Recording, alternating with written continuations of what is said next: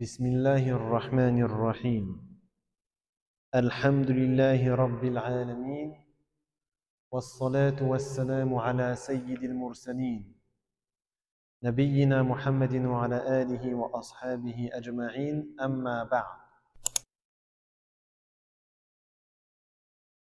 فما زلنا في مدارستنا لكتاب الرسالة للإمام أبي محمد عبد الله ابن أبي زيد القيرواني رحمه الله تعالى وغفر له ونفعنا بعلومه في الدارين. Donc on est encore dans l'étude et la lecture de Ar-Risala, l'épître du savant Abu Muhammad Abdullah ibn Abi Zayd al-Qayrawani. Puisse Allah lui faire miséricorde ainsi que le pardonner et nous rendre ses connaissances utiles dans cette vie d'ici-bas et dans l'au-delà. وكنا تعرضنا المرة السابقة لصفة الوضوء والاستنجاء والاستجمار، ووقفنا قبل إتمام الكلام عن الاستجمار، فقال رحمه الله: ومن استجمر بثلاثة أحجار يخرج آخرهن نقيا أجزأه، والماء أطهر وأطيب وأحب إلى العلماء، ومن لم يخرج منه بول ولا غائط توضأ لحدث أو نوم أو لغير ذلك مما يوجب الوضوء، فلا بد من غسل يديه قبل إدخالهما في الإناء. Donc, on avait parlé la fois précédente des ablutions et ce qui concerne les obligations des ablutions et les sunan, d'accord, donc c'est les choses qui sont confirmées mais qui ne sont pas obligatoires. Et on a parlé de al-istinja et al-istijmar. Donc, ce qui me rappelle vite fait, c'est quoi l'istinja et al-istijmar? نعم نعم صحيح. الاستنجاء تنقية المحل بالماء، أما الاستجمار تنقية المحل من النجاسة بالورق أو بالحجر أو نحو ذلك مثل المضر. Donc l'estinja, c'est utiliser l'eau pour nettoyer l'impureté, et l'istijmar, c'est utiliser par exemple du papier ou une pierre ou de l'argile sèche ou ce genre de choses pour nettoyer l'impureté après avoir fait ses besoins. Donc on avait vu que ceci et cela étaient valides dans la façon de se nettoyer, mais que la meilleure façon c'était de faire les deux. De commencer par l'istijmar, par exemple avec du papier, et ensuite de faire l'istinja. Ça c'est la façon la plus parfaite et la plus complète. Donc là il a dit, quand on a fait l'istijmar avec 3 cailloux et que le dernier est resté propre, cela est valide. Mais l'eau est plus purifiante et plus sûre et les érudits la préfèrent. Donc il faut mieux se contenter d'utiliser l'eau que de se contenter d'utiliser l'istijmar, que ce soit avec du papier ou quoi. L'eau est meilleure, d'accord? Celui qui n'a émis ni urine ni excrément et qui veut faire ses ablutions pour faire cesser une autre souillure, c'est-à-dire une autre impureté, là, en fait, la souillure, il ne veut pas dire l'impureté, un corps impur. Il veut dire, par exemple, celui qui a eu un gaz, d'accord? C'est ça qu'il veut dire ici. ou par suite du sommeil lourd, on avait vu que le sommeil qui n'est pas lourd, il ne rompt pas les ablutions, d'accord? Ou autre cause rendant l'ablution obligatoire, devra se laver les mains avant de les plonger dans le récipient. Donc le récipient avec lequel il fait les ablutions. فهنا جعل المدار في الإنقاء على استعمال ثلاثة أحجار إن كان ثالثهما نقيا بعد الاستجمار ولكن المشهور من مذهب الإمام مالك أن المدار على الإنقاء سواء حصل ذلك بحجر واحد أو باثنين أو بثلاثة أو بأربعة أو خمسة فيكفي الواحد المدار على الإنقاء وليس على العدد على مشهور المذهب ولكن الإيتار مستحب ما معنى الإيتار؟ أنه إما واحدة إما ثلاث إما خمس إما سبع إلى آخره. Donc ici, sa parole nous laisse penser qu'il faut absolument utiliser un minimum de 3 cailloux. D'accord? Et que l'istijmar est valide si le troisième se trouve sans aucune impureté après le nettoyage. Donc là, ce serait 3 morceaux de papier, c'est la même chose. D'accord? Que le minimum, ce serait de le faire 3 fois, à condition que la troisième fois soit complètement propre. D'accord? Et donc, ça nous laisse croire que le minimum, c'est 3. Et en vérité, l'école de l'imam Malik, on va dire al-Mashhour, ce qui est connu dans l'école de l'imam Malik, c'est que la condition, c'est d'avoir nettoyé l'endroit complètement, que l'endroit soit propre. Il enlève complètement ce qu'on avait dit la dernière fois, ayn an-najasa, donc le corps de l'impureté, même si c'est fait avec une seule pierre. Donc c'est pas obligatoire dans l'école de l'imam Malik de le faire avec 3 pierres. Il y a des écoles qui obligent de le faire avec au minimum 3 pierres, mais l'école de l'imam Malik ne l'oblige pas dans ce qu'on appelle al-mashhour, d'accord? Il faut seulement nettoyer. Nettoyer de sorte qu'il n'y ait plus le corps de l'impureté. Et si il suffit pour cela d'utiliser un seul caillou ou une seule feuille de papier, cela suffit. Donc là, al-adad la mafhouma lahu. Donc on comprend rien de ce chiffre qu'il a mentionné, d'accord? Il ne faut pas comprendre que c'est une condition. La condition, c'est de nettoyer. Bien sûr, s'il a utilisé 3 papiers ou 3 cailloux et que le troisième n'est pas propre, il doit en utiliser d'autres jusqu'à ce que ce soit propre, d'accord? Jusqu'à que ce soit propre. Et il est préférable, par contre, que ce soit impair. Donc, 1, 3, 5, 7, 9, etc. Il faut utiliser un nombre impair. Ceci est préférable. قال والماء أطهر. لماذا؟ لأنه كما رأينا المرة السابقة الماء لا يبقي عين النجاسة ولا أثرها. يذهب عين النجاسة جرم النجاسة ويذهب أثرها. فحتى إنه لو غسل بالماء لا يبقى شيء من النجاسة بخلاف الحجر أو الورق أو نحوهما. Donc ensuite il a dit l'eau est plus purifiante et plus sûre.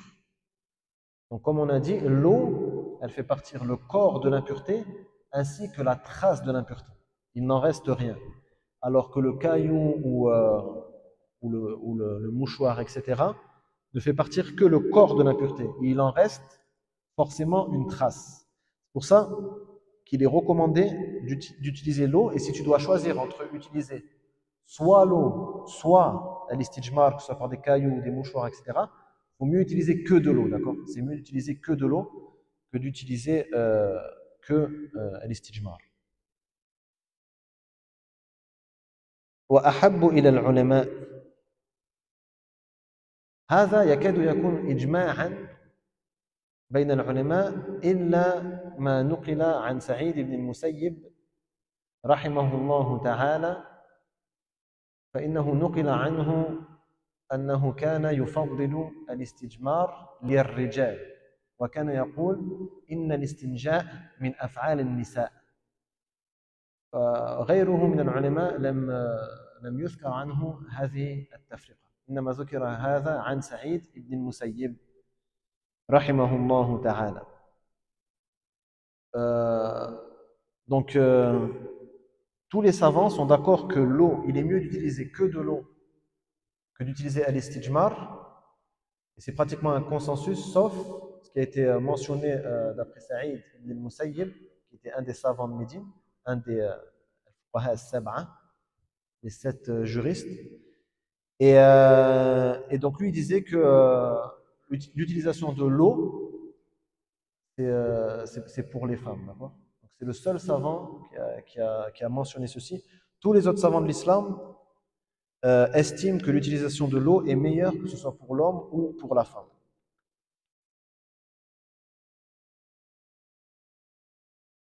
وَمَنْ لَمْ يَخْرُجْ مِنْهُ بَوْلٌ إلى آخره يعني من لم يخرج منه بول أو غائط أو ما يستنجى منه كالمذي أو الودي وأراد أن يتوضأ لأجل خروج ريح منه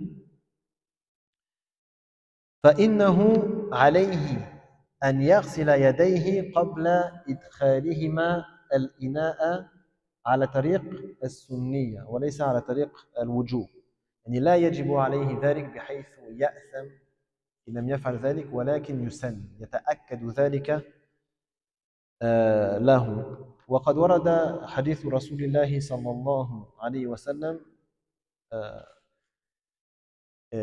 إذا استيقظ أحدكم فلا يغمس يده في الإناء حتى يغسلها 3 قبل أن يدخلها الإناء يعني فلا يغمس يده في الإناء حتى يغسلها 3 فرسول الله صلى الله عليه وسلم ذكرها في الاستيقاظ من النوم وعممها المالكية لماذا عمموها من يعرف هذا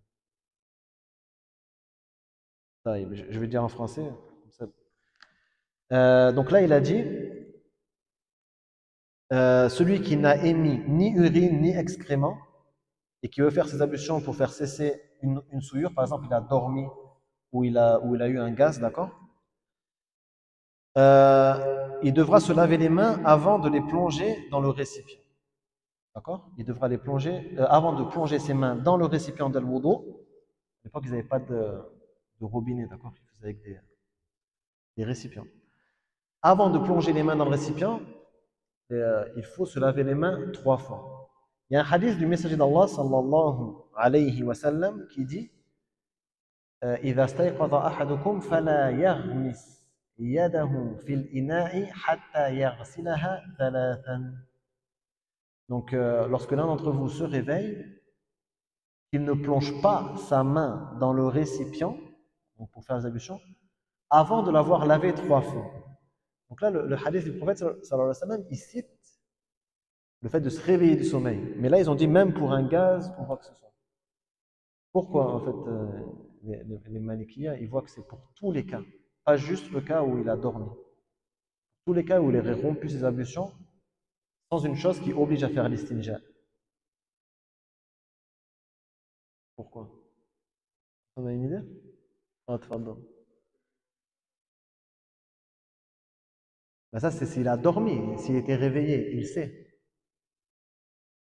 Là, s'il a dormi, alors ça, cette réflexion que tu viens de dire là, c'est l'avis de, on va dire, la plupart des savants. Parce qu'ils disent, tu sais pas quand tu as dormi ce que tu as fait de tes mains, et donc c'est pour ça que tu dois les laver quand tu te réveilles. Mais les Malikiya, ils t'ont pas on va dire, spécifié ça pour le réveil. C'est-à-dire dans n'importe quel cas où tu as rompu tes ablutions et où tu n'as pas fait l'istinja, parce que forcément, si tu as fait l'istinja, tu dois te laver les mains après l'istinja. C'est pour ça qu'il a dit ça, d'accord? C'est pour ça qu'il a sorti l'histoire de l'istinja. Forcément, si tu as fait l'istinja, tu vas te laver les mains après. Mais quand tu l'as pas fait, ils disent même dans ce cas-là, tu as eu un vent ou tu as dormi, etc., tu dois absolument te laver 3 fois les mains avant de les rentrer dans le récipient. Personne ne sait.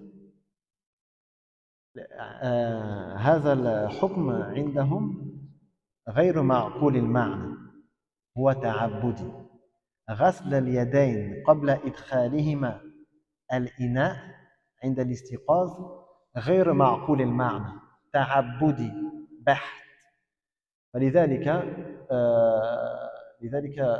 جعلوا هذا الحكم في جميع مناطاته يعني في جميع ما يكون موجبا للوضوء من غير استنجاء فإنه يسن تأكيدا أن يغسل المسلم يديه 3 مرات قبل إدخالهما الإناء خلافا لمن رأى أن هذا الحكم كالشافعية لمن رأى أن هذا الحكم معقول المعنى وعندهم معقول المعنى ما ذكره الأخ أن الإنسان إذا نام لا يدري ما فعل بيده وفي الحديث في آخر الحديث فإن أحدكم لا يدري أين باتت يده الظاهر من هذه الجملة أنه تعليل الحكم أنه لا يدري ما فعل بيده ومنهم من قال معنى الحديث فإنه وهذا ما ذهب إليه ابن تيمية وبعض من سبقه أن معنى الحديث فإن أحدكم لا يدري أين باتت يده عنده هذه العلة هي علة الأمر بالاستنشاق والاستنثار عند الاستيقاظ لأن رسول الله صلى الله عليه وسلم في حديث آخر قال إذا استيقظ أحدكم فليستنثر ثلاثا فإن الشيطان يبيت على خيشومه فابن تيمية ومن سبقه قالوا المعنى أن الشيطان يبيت على الخيشوم وعلى اليد لأن كواسب الآثام من الوجه واليد أكثرها أكثر الآثام إنما تأتي من الوجه العينين والفم بالكلام إلى آخره واليد فجعلوه معقول المعنى ولكن من ناحية أخرى أما المالكية فيرونه غير معقول المعنى donc pourquoi en fait pour les malikites ce hadith lorsque l'un d'entre vous se réveille alors qu'il ne plonge pas sa main dans le récipient avant qu'il l'ait lavé 3 fois, pour eux ce hadith, il n'est pas compréhensible rationnellement. D'accord? On ne peut pas en comprendre la cause. Et donc c'est une adoration pure que d'obéir au prophète Mohammed sallallahu alayhi wa sallam dans l'exécution de cet impératif. Lavez-vous les mains, je me lave les mains. Je n'essaie pas de comprendre. Sami'na wa ata'na. D'accord? Donc les Malikiyya, ils disent que rationnellement, on ne peut pas comprendre cet ordre. Tu te réveilles, tu te laves les mains. Tu ne te poses pas la question. Et donc pour eux, à chaque fois que tu romps tes ablutions d'une façon ou d'une autre, qui n'oblige pas de se laver les mains, parce que si tu dois faire l'istinja, forcément tu vas te laver les mains, que ce soit par un gaz ou autre, tu dois aussi te laver les mains. Comme quand tu te réveilles, parce que, en fait, on ne sait pas vraiment la cause de cet ordre, la cause de cet impératif. Donc, ils ont fait après analogie pour toutes les choses qui te font perdre les ablutions. D'autres savants, comme les Shafi'iyya, sont d'avis que ce hadith, il est compréhensible rationnellement. Et ils ont vu que la fin du hadith, que je n'ai pas cité au début, donc le messager d'Allah sallallahu alayhi wa sallam, il dit إذا استيقظ أحدكم فلا يغمس يده في الإناء حتى يغسلها ثلاثا فإن أحدكم لا يدري أين باتت يده. Donc lorsque l'un d'entre vous se réveille alors qu'il ne plonge pas sa main dans le récipient avant de l'avoir lavé 3 fois, car aucun d'entre vous ne sait où sa main a passé la nuit. Donc pour les Shafi'ites, c'est comme tu as dit, pour les Shafi'ites, par exemple, ça veut dire quoi? Ça veut dire qu'il ne sait pas où a passé sa nuit, c'est-à-dire peut-être, potentiellement, il aurait touché une impureté et il ne le sait pas. Ça a pu arriver qu'il ait touché une impureté sans le savoir, d'accord? Donc ils ont dit, c'est pour ça qu'on doit savoir, donc c'est que quand on dort. Il n'y a qu'à ce moment-là qu'on ne sait pas ce qu'on a fait de ses mains, d'accord? Et le troisième avis, c'est l'avis d'Ibn Taymiyyah et de certains prédécesseurs qui avaient cet avis, c'est de faire analogie concernant la cause de cet impératif avec l'autre hadith qui dit إذا استيقظ أحدكم فليستنثر ثلاثا فإن الشيطان يبيت على خيشومه. Donc lorsque l'un d'entre vous se réveille, alors qu'il lave son nez 3 fois. Qu'il lave son nez 3 fois, car Satan passe la nuit sur son nez. Donc là, ce hadith, il nous dit que Satan, il passe la nuit sur le nez. Le diable passe la nuit sur le nez. Et donc ces savants-là, ils ont dit, pourquoi le diable passe-t-il la nuit sur le nez? Parce que la plupart des péchés sont acquis par le visage. Donc par les yeux, en regardant le haram, par la bouche, en disant des choses haram, etc., etc. Donc la plupart des péchés euh, sont faits par le visage, comme ils sont faits par la main. Et donc le shaitan passe sa nuit sur le nez et la main. Donc c'est pour ça qu'il faut se laver le nez et la main, pour ces savants-là, d'accord? Mais chez les Malikites, comme je vous ai dit, c'est pour ça qu'ils ont dit ça, parce que pour eux, c'est pas compréhensible rationnellement. Donc dès que tu romps tes ablutions, tu dois forcément te laver les mains avant de mettre tes mains dans le récipient. Vous avez compris? Oui. ثم قال رحمه الله تعالى ومن سنة الوضوء غسل اليدين قبل إدخالهما في الإناء والمضمضة والاستنشاق والاستنثار ومسح الأذنين سنة وباقيه فريضة. Donc ensuite il a dit, pour l'ablution, il est obligatoire de se laver les 2 mains avant de les plonger dans le récipient. Non, c'est une obligation, je vous ai dit à la tariq al-takil, c'est une obligation chez les Malikites de se laver. Là, non, c'est la traduction qui est mauvaise, excusez-moi. Non, j'avais raison. Excusez-moi, c'est la traduction qui m'a... Pour l'ablution, il est confirmé, il n'est pas obligatoire, il est confirmé de se laver les 2 mains avant de les plonger dans le récipient, de se rincer la bouche et de rejeter l'eau, de faire pénétrer l'eau dans les narines en aspirant, de l'en faire sortir en soufflant par le nez et de se passer les mains sur les oreilles. Les autres, les autres, euh, les autres choses des ablutions sont obligatoires. Donc là, ce qu'il a cité, c'est confirmé, c'est-à-dire c'est préférable, c'est très fortement recommandé, et le reste, c'est obligatoire, d'accord? Et le reste, c'est obligatoire. هنا قصده فيما يختص من الأعضاء ليس كل أفعال الوضوء وإلا هناك سنن أخرى للوضوء كالبسملة مثلا هي مستحبة هي ليست من واجبات الوضوء فهو يقصد هنا الأعضاء إنما قصده الأعضاء ليس كل سنن الوضوء. Donc ici, là, ce qu'il veut dire, c'est les membres qu'il faut laver. D'accord? C'est pas tout ce qui est confirmé. Parce qu'il y a d'autres choses qui sont confirmées, qui sont fortement recommandées, qu'il n'a pas citées. Comme le fait de dire Bismillah ou Bismillahir Rahmanir Rahim, qui est aussi une sunna de l'wudu, qu'il n'a pas cité ici. Donc là, comme vous voyez, il a cité que ce qu'on doit laver ou ce qu'on doit passer les mains dessus. D'accord? Donc, ce qu'il veut dire par là, c'est quoi?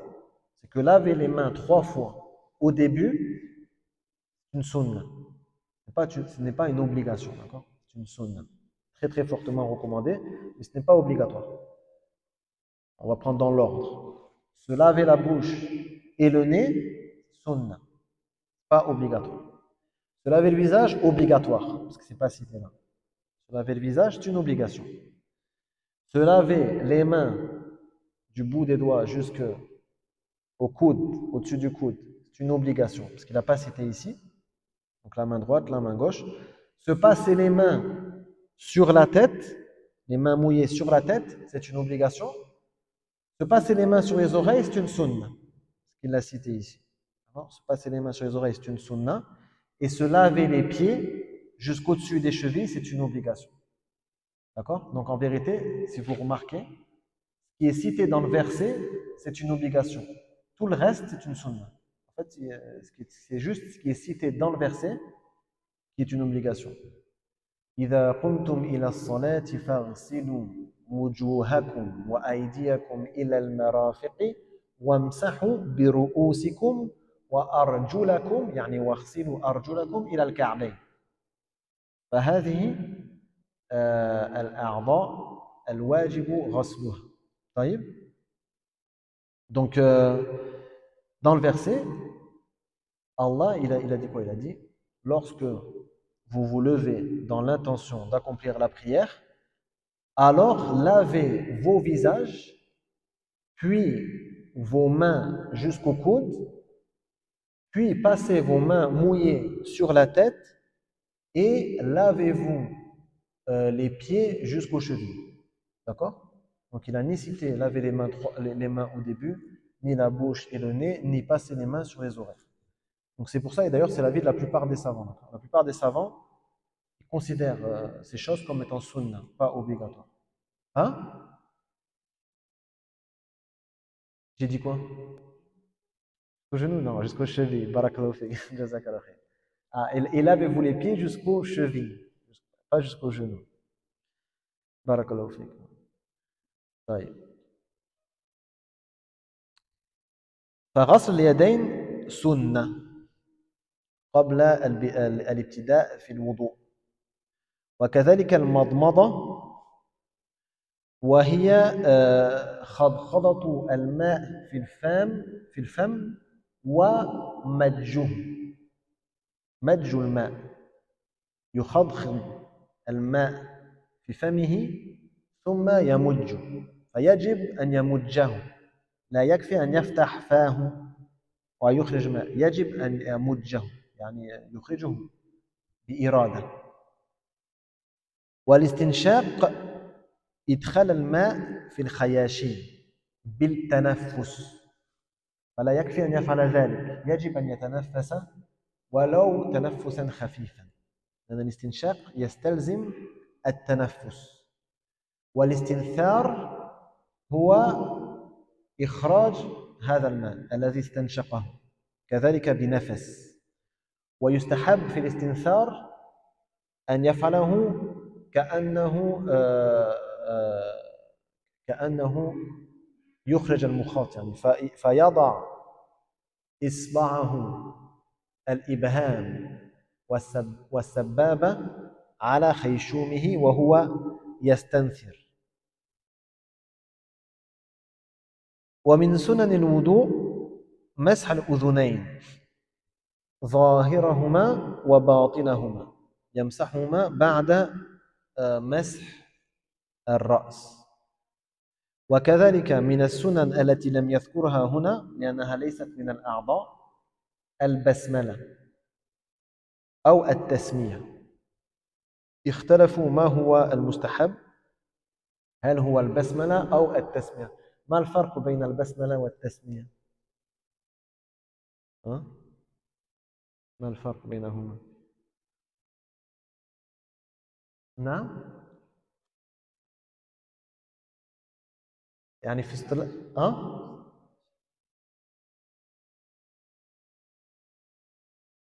في اصطلاح الفقهاء هناك فرق بين أن تقول أو أن يقال لك قل التسمية أو قل البسملة ما الفرق بينهما؟ نعم والتسمية صحيح بارك الله فيك. البسملة هي قولك بسم الله الرحمن الرحيم، أما التسمية هي قولك بسم الله فقط. التسمية بسم الله، البسملة بسم الله الرحمن الرحيم. نعم. فكذلك هي من سنن الوضوء على الراجح في المذهب، يعني على المشهور في المذهب. طيب. Donc ici, il a parlé de laver les mains, donc on a déjà parlé. Donc c'est une sunna. Al-madmada, donc qui est le fait de rentrer de l'eau dans sa bouche et de la cracher volontairement. Donc il ne suffit pas en vérité de rentrer l'eau dans la bouche et d'ouvrir la bouche comme ça pour laisser sortir l'eau. Il faut la cracher volontairement. C'est ça al-madmada. Linguistiquement, ça veut dire ça, d'accord? Donc celui qui a juste mis de l'eau dans sa bouche et qui l'a sorti en ouvrant sa bouche comme ça n'est pas considéré comme quelqu'un qui a fait al-madmada. Donc ça ne suffit pas pour faire cette sunna. Il faut absolument la faire entrer et la cracher volontairement. Al-istinshaq, c'est le fait de faire rentrer de l'eau dans son nez par la respiration, en inspirant. Il faut absolument inspirer pour faire la sunna. Ça ne veut pas dire inspirer jusqu'à ce... Parce que des gens, ils abusent avec ça. Inspirent, peuvent même se faire mal aux cavités nasales. Non, juste aspirer de manière, on va dire, calme ou légère, d'accord? Juste pour faire rentrer, que ça rentre à l'intérieur du nez, sans forcément aspirer de façon à avaler l'eau, d'accord? C'est vraiment juste que ça rentre ici. Par contre, il faut faire attention quand on jeûne, par contre, là, il faut vraiment aspirer de la façon la plus légère possible, d'accord? Pour éviter de rompre son jeûne si l'eau arriverait jusqu'à la gorge. Donc ça, c'est l'istinshaq. Donc il faut aspirer un petit peu, au minimum. Il ne suffit pas de faire juste comme ça avec de l'eau. Faire la sunna. Et l'istinthar, c'est le contraire. C'est-à-dire rejeter l'eau. Rejeter l'eau en soufflant avec les narines. Il est recommandé de mettre son pouce et son index gauche sur le nez, d'accord? En même temps qu'on fait l'istinthar. Et après s'être passé les mains mouillées sur la tête, il faut passer ses mains mouillées sur la partie apparente et la partie cachée des oreilles. Et donc parmi les sunan qu'il n'a pas cités, parce que ça ne fait pas partie des membres à laver ou à frotter, il y a la basmala ou la tasmiyah. D'accord? Ils divergent. C'est quoi qui est préférable? C'est quoi qui est recommandé? C'est de dire la tasmiyah ou la basmala.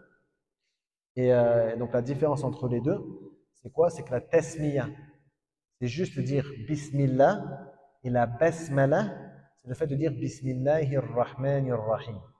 Donc qu'est-ce qui est recommandé dans le wudu? C'est ça, ou c'est ceci ou cela. Il y a une divergence sur cette question.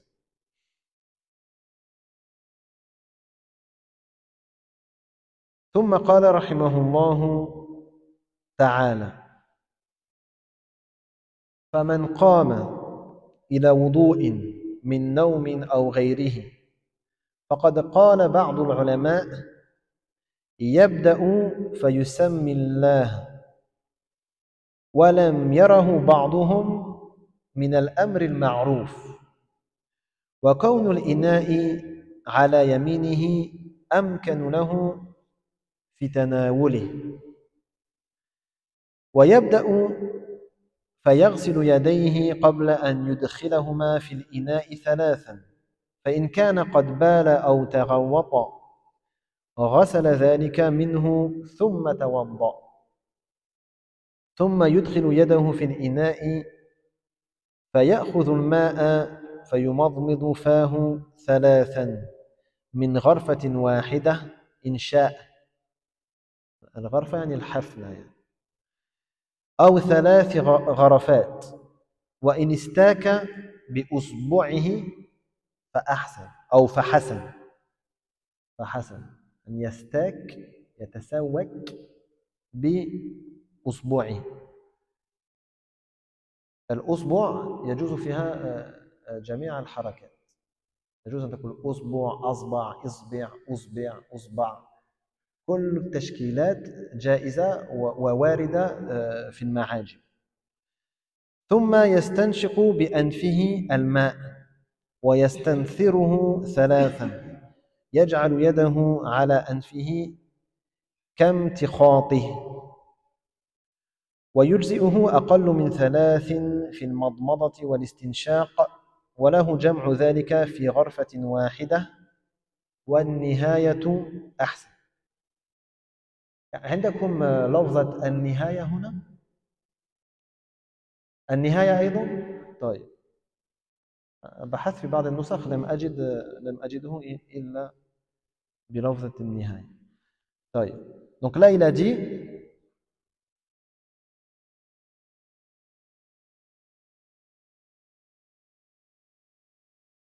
quiconque veut faire ses ablutions par suite d'un sommeil lourd ou pour une autre cause doit, selon certains savants, prononcer le nom d'Allah. Mais d'autres ont estimé que ce n'était pas chose approuvable.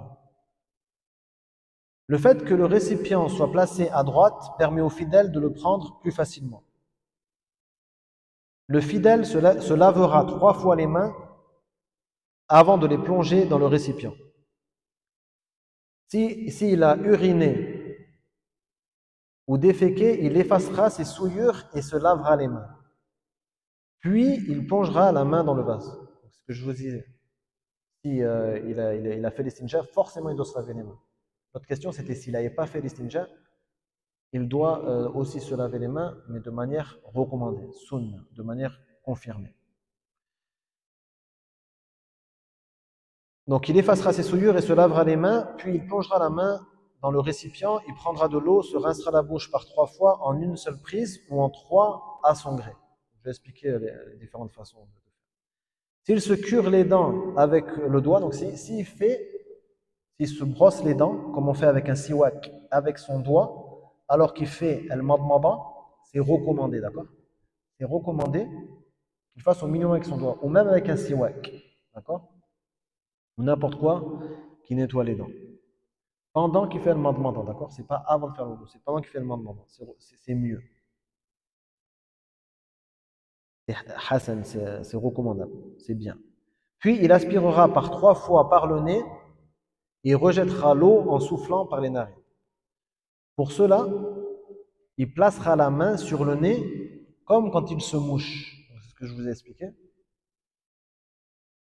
Moins de 3 rinçages madmada de la bouche et de 3 aspirations istinshaq d'eau par le nez sont considérées comme suffisantes et valables.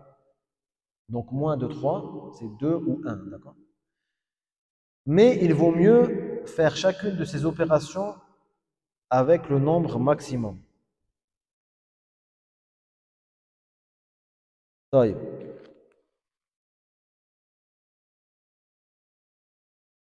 فهنا ذكر أنه يبدأ فيسمي الله فيبدأ ببسم الله بالتسمية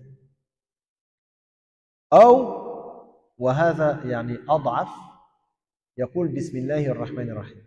في المذهب الأولى أن يقول بسم الله ويجوز له لكن ذلك أضعف أن يقول بسم الله الرحمن الرحيم. عند الشافعية هو العكس، هم يفضلون بسم الله الرحمن الرحيم.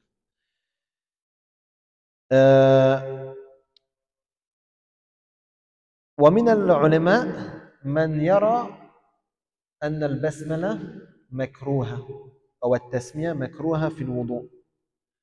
وعن مالك 3 روايات، أولهن المشهور أنه مستحب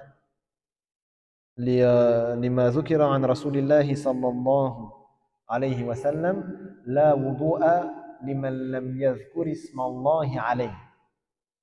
وهذا الحديث حديث حسن حسنه غير واحد من العلماء. وظاهر الحديث الوجوب، ولكن بعض العلماء يضعفونه، بعض العلماء يرونه ضعيفا، فلعله لأجل ذلك من قال به قال باستحبابه ولم يقل بوجوبه. أصلا بعض العلماء كانوا يضعفونه فيرونه مكروها. الرواية الثانية عن مالك أنه أنكر على من بسمل وقال أهو يذبح ويراه يتوضأ يقول بسم الله فأنكر عليه قال أهو يذبح فكانه من منكر القول عند الوضوء. والرواية الثالثة عن مالك التخيير تفعل أو لا تفعل كما تريد يبيح ذلك وذاك. ولكن كما قلت لكم المشهور عند المالكية هي الرواية الأولى التي تقول بالاستحباب أن هذا من سنن الوضوء. Donc premièrement, la tasmiya au début. Au début de l'wudu, il est recommandé donc de dire Bismillah ou de dire Bismillahir Rahmanir Rahim. Mais Bismillah est mieux que Bismillahir Rahmanir Rahim pour les malikites, d'accord? Donc on commence en disant Bismillah. Et donc là, il nous dit que certains savants ne considèrent pas cela comme recommandable de dire Bismillah. Parce que certains prédécesseurs, chez les savants des premiers siècles, considéraient que c'était détestable de dire Bismillah avant les ablutions. Ils considéraient le hadith mentionné comme faible. Donc il y a un hadith qui dit La wudu'a liman lam yadhkur isma Allahi alayh. Donc pas de wudu pour celui qui n'a pas dit Bismillah sur son wudu, là, sur ses ablutions. Pas d'ablution pour celui qui n'a pas dit Bismillah. Donc là, la négation, النفي هنا للصحة ليس للوجود. طيب لأن الوضوء موجود هو توضأ هذا موجود. فرسول الله صلى الله عليه وسلم المقدر في الكلام إما الصحة إما الكمال. فإذا ذهبنا إلى أن البسملة واجبة فنقول يعني لا وضوء صحيحا لمن لم يذكر اسم الله عليه. وإن رأينا الاستحباب قلنا التقدير لا وضوء كاملا لمن لم يذكر اسم الله عليه. لأن نفي الجنس يرجع إلى ثلاثة أشياء إما نفي الوجود إما نفي الصحة إما نفي الكمال. في كل النصوص في أي نص تجد فيه نفيا للجنس فتفسره على هذه النواحي الثلاث إما نفي الوجود إما نفي الصحة إما نفي الكمال. فأحمد مثلا الإمام أحمد يرى البسملة واجبة فهو حمله على نفي الصحة. أما أكثر العلماء فيرون أنه نفي للكمال نفي للكمال. وطبعا نفي الوجود لم يقل به أحد لأن من توضأ ولم يقل بسم الله فقد توضأ بالفعل. الوضوء موجود لكن إما غير صحيح إما غير كامل. Donc le hadith dit il n'y a pas d'ablution pour celui qui n'a pas prononcé le nom d'Allah sur ses ablutions. C'est-à-dire il n'y a pas d'ablution. La personne qui a pas dit Bismillah et qui a fait ses ablutions, elle a fait ses ablutions. Donc les ablutions existent. Donc ici la négation ne désigne pas les ablutions elles-mêmes, l'existence des ablutions. Elle désigne soit la validité des ablutions, soit la perfection des ablutions. D'accord? Et n'importe quel texte du Coran ou de la Sunna où la chose est niée de cette façon, avec ce qu'on appelle la an-nafi lil-jins, dans un jugement religieux, c'est toujours une de ces trois choses qui est voulue, soit l'existence, soit la validité, soit la perfection. Donc là, forcément, l'existence, elle existe. Les ablutions, elles sont là. Il n'a pas dit Bismillah, mais il a fait ses ablutions. Donc les ablutions, elles sont là, elles existent. Donc c'est soit la validité, soit la perfection. L'imam Ahmed et d'autres savants comme Ishaq ibn Rahouya voient que ce qui est voulu ici, c'est la négation de la validité. Donc il est obligatoire pour eux de dire Bismillah. Même si tu as oublié de le dire au début, tu dois absolument le dire au cours de tes ablutions. Et la plupart des savants, donc parmi eux Malik et l'imam al-Shafi'i, voient que la négation voulue dans le hadith, c'est une négation de la perfection. Donc si tu as oublié de dire la basmala ou la tasmiya, ou même si tu ne l'as pas dit volontairement, tes ablutions sont quand même valides. D'accord? Pour eux, tes ablutions sont imparfaites mais valides. Pardon? Non. Là, ça peut être avec d'autres particules.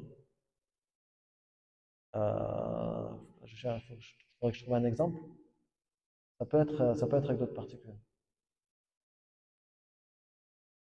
Tous les exemples qui me viennent à l'esprit, c'est toujours la an-nafy al-jins. Mais je pense que tu peux trouver d'autres exemples. Je pense que tu peux trouver d'autres exemples. Euh, Par exemple, اذهب فصلي فإنك لم تصلي. J'ai trouvé un exemple. Donc, un homme est rentré à la mosquée, il a prié, il est venu saluer le prophète sallallahu alayhi wa sallam. Le prophète sallallahu alayhi wa sallam lui a dit اذهب فصلي فإنك لم تصلي. Donc, va et prie car tu n'as certes pas prié. Donc, la salat, elle existe, il a prié. D'accord? Donc là, il a nié quoi? La validité ou la perfection? Selon les Malikites, les Shafi'ites et les Hanbalites, il a nié la validité. Lam tusalli salatan sahiha. Il n'a pas prié une prière valide. Les Hanafites, ils disent quoi là? Ils disent non. Il a nié la perfection. Lam tusalli salatan kamila. C'est pour ça que at-tuma'nina, l'apaisement chez les Hanafites, c'est pas c'est pas un pilier, d'accord? Ou une condition. C'est seulement recommandé pour eux, d'accord? Donc ouais, j'ai trouvé un exemple. C'est pas toujours la nafi al-jins. Euh, طيب.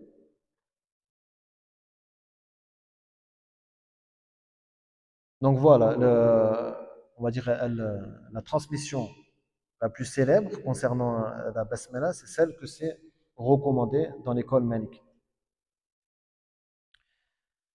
ثم كون الإناء على يمينه هذا أيضا من المستحبات إن كان الإناء واسعا بحيث يستطيع أن يدخل يده فيه أما إن كان ضيقا بحيث يجب أن يصب في يده فيستحب حينئذ أن يضعه على شماله عن يساره ويصب في يده اليمنى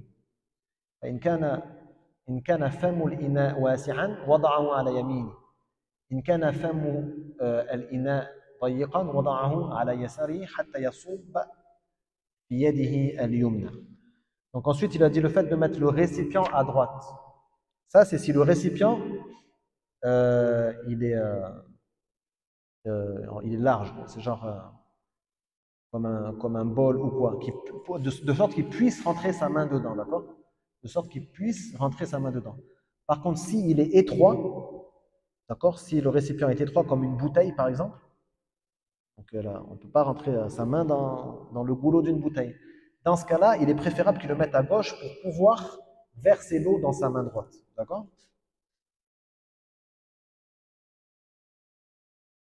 Euh,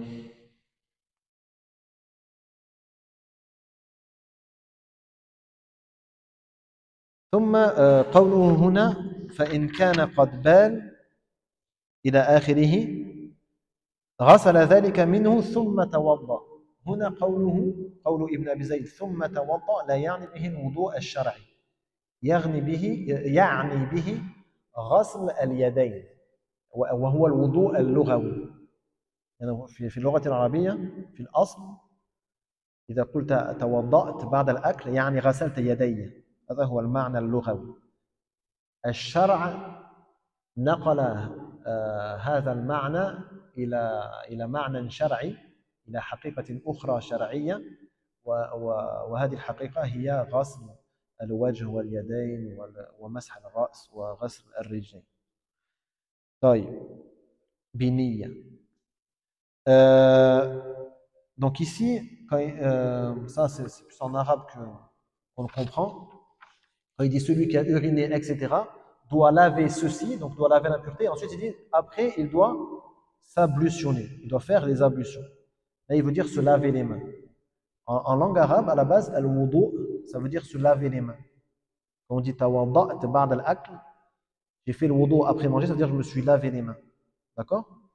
Mais la religion a remplacé cette réalité linguistique à une autre réalité qui est une réalité, on va dire, métaphorique, qui est le fait de se laver le visage, les mains jusqu'au coude, se passer les mains sur la tête et se laver les pieds jusqu'aux chevilles.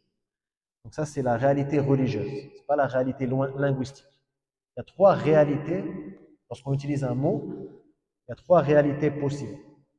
La réalité linguistique, qui veut dire dans la langue, ce mot-là, comme as-salah. As-salah, dans la langue arabe, ça ne va pas dire Allahu Akbar, rester le Fatiha, rester une surah, faire le ruku', se relever, faire le sujoud, etc. As-salah, ça veut dire ad-du'a, ça veut dire l'invocation. نعم صل عليهم إن صلاتك سكن لهم. Donc Allah il dit au prophète salli alayhim, donc invoque pour eux, invoque Allah pour eux parce que ça leur amène de l'apaisement dans leur cœur, d'accord? Salataka, ton invocation pour eux leur amène une quiétude dans le cœur. Donc ça c'est la haqiqa al-lughawiyya, la réalité linguistique du mot. Al-haqiqa al-shar'iyya, as-salat مجموعة من الأفعال والأقوال مفتتحة بالتكبير مختتمة بالتسليم.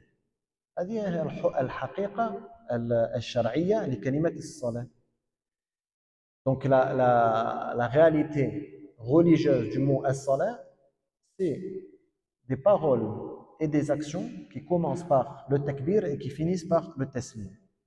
C'est ça la réalité religieuse du mot. La réalité des mœurs, la réalité des mœurs concernant un mot. Donc, al-haqiqat al-urfiyya. Par exemple, si quelqu'un jure, لو حلف ألا يأكل لحما. في الحقيقة العرفية عند أكثر العرب في زماننا إذا قلت له لحما لا يفهم منه السمك. لكن في اللغة السمك لحم. في اللغة العربية السمك لحم. لكن في الحقيقة العرفية السمك ليس لحما. اللحم هو البقر والإبل والخرفان إلى آخره. فإذا حلف ألا يأكل لحما وأكل سمكا لم يحنث لأننا نعتبر في الفتوى عند هذا الحقيقة العرفية. Donc si il jure qu'il ne mangera pas de viande, de lahm, chez les Arabes, al-lahm, à la base, donc les Arabes de l'époque du Coran, ça indiquait aussi le poisson, d'accord? Al-lahm, c'est toutes les sortes de viande, d'accord? Si de nos jours, hein, si de nos jours, il dit, je jure de ne pas manger de lahm, chez les mœurs des Arabes de nos jours, al-lahm, ça n'indique pas le poisson. Donc s'il mange du poisson après avoir juré, en vérité, ce n'est pas un parjure, d'accord? Ce n'est pas un parjure. Donc c'est pour dire qu'il y a 3 degrés de réalité au niveau des mots qu'on emploie. La réalité linguistique, c'est la base, ensuite la religieuse, et ensuite celle des us et des coutumes, des mœurs. Ça y est? طيب. اللهم علمنا ما ينفعنا وانفعنا بما علمتنا وزدنا علما. اللهم اغفر لنا ذنوبنا وكفر عنا سيئاتنا وتوفنا مع الأبرار ونجي إخوتنا وأخواتنا في فلسطين. اللهم نجهم من عدوان الظالمين وأطعمهم واسقهم وانصرهم يا رب العالمين. وصل وسلم على نبينا محمد وعلى آله وصحبه.